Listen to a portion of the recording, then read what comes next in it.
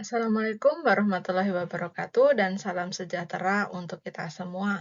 Pada kesempatan ini, saya akan mempresentasikan mengenai strategi Indonesia dalam menghindari income trap atau jebakan pendapatan menengah.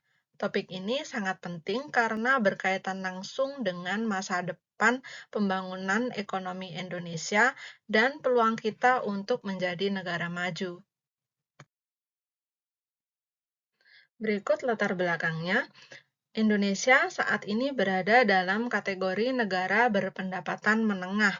Artinya, kita sudah berhasil keluar dari kelompok negara berpendapatan rendah, tetapi belum mencapai status negara maju. Tantangan terbesar yang dihadapi adalah risiko stagnasi pertumbuhan sebelum mencapai level pendapatan tinggi. Oleh karena itu, diperlukan transformasi struktural dan reformasi kebijakan yang menyeluruh. Baik, apa itu middle income trap? Middle income trap adalah kondisi ketika suatu negara berhasil mencapai tingkat pendapatan menengah, namun gagal naik menjadi negara maju dalam jangka panjang. Hal ini biasanya terjadi karena upah tenaga kerja meningkat, tetapi produktivitas dan inovasi tidak ikut berkembang. Akibatnya, daya saing negara tersebut menurun. Nah, dampak jika suatu negara terjebak dalam middle income trap, yaitu jika Indonesia terjebak dalam middle income trap, maka pertumbuhan ekonomi akan melambat secara berkepanjangan. Pengangguran bisa meningkat, ketimpangan sosial melebar, serta investasi menurun. Indonesia juga akan kesulitan bersaing baik dengan negara berupah rendah maupun negara berteknologi tinggi. Untuk menghindari kondisi middle income trap tersebut, maka pemerintah perlu melakukan strategi melalui tiga kebijakan utama, yaitu kebijakan fiskal, kebijakan moneter, dan kebijakan utang luar negeri. Selain itu, reformasi sumber daya manusia dan institusi juga menjadi faktor pendukung yang sangat penting. Dari sisi kebijakan fiskal, pemerintah harus mengarahkan belanja negara ke sektor yang produktif seperti infrastruktur, pendidikan, kesehatan, serta riset dan inovasi. Reformasi pajak juga perlu dilakukan untuk meningkatkan penerimaan negara dan memperluas basis pajak. Selain itu, insentif harus diberikan kepada industri berbasis teknologi dan program hilirisasi agar menciptakan nilai tambah yang lebih tinggi. Baik, berikutnya dari sisi kebijakan moneter. Kebijakan moneter berperan menjaga stabilitas ekonomi. Bank Indonesia harus memastikan inflasi tetap terkendali dan nilai tukar stabil.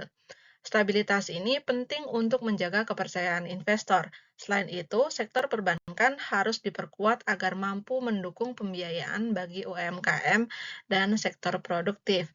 Nah, strateginya adalah pengelolaan suku bunga, kebijakan makroprudensial, dan penguatan sektor keuangan. Berikutnya adalah dari sisi kebijakan hutang luar negeri. Dalam pengelolaan hutang luar negeri, pemerintah harus menerapkan prinsip kehati-hatian. Rasio hutang terhadap PDB harus dijaga dalam batas aman. Hutang sebaiknya digunakan untuk proyek produktif seperti pembangunan infrastruktur, pendidikan, dan juga teknologi, dan bukan untuk belanja konsumtif. Baik, berikutnya adalah peningkatan SDM dan inovasi. Kunci utama untuk keluar dari middle income trap adalah meningkatkan kualitas sumber daya manusia.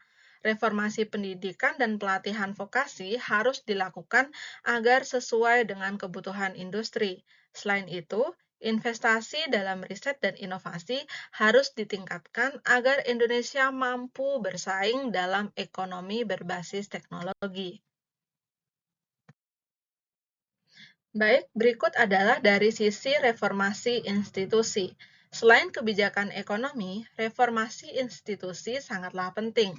Kepastian hukum, pemberantasan korupsi, serta penyederhanaan regulasi akan meningkatkan iklim investasi dan daya saing nasional.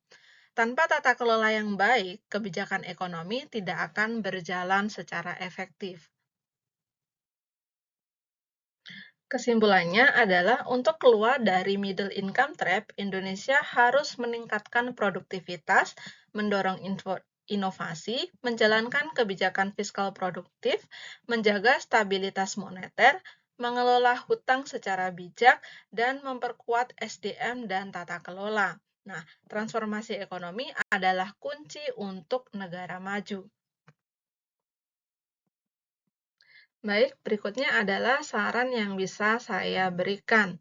Pemerintah harus fokus pada peningkatan produktivitas nasional, meningkatkan kualitas SDM melalui reformasi pendidikan menyeluruh, memperkuat kerjasama internasional untuk transfer teknologi, mempercepat transformasi digital di industri 4.0, serta konsistensi kebijakan jangka panjang lintas pemerintah.